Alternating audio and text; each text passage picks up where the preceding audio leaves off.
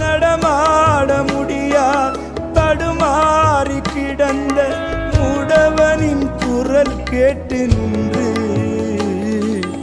இடம் தேடி வந்து இதயத்தில் நொந்து நடமாட செய்ததாலே உந்தன் கால்களில் தானியோ அரசே, அதுதான் சிலுவையின் பரிசே. உந்தன் கால்களில் தானியோ அரசே, அதுதான் சிலுவையின் பரிசே.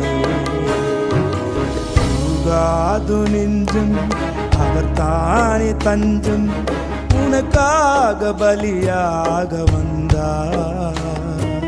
கலங்காத கண்கள் வழியாத கண்ணீர் கல்வாரி காட்சியை கண்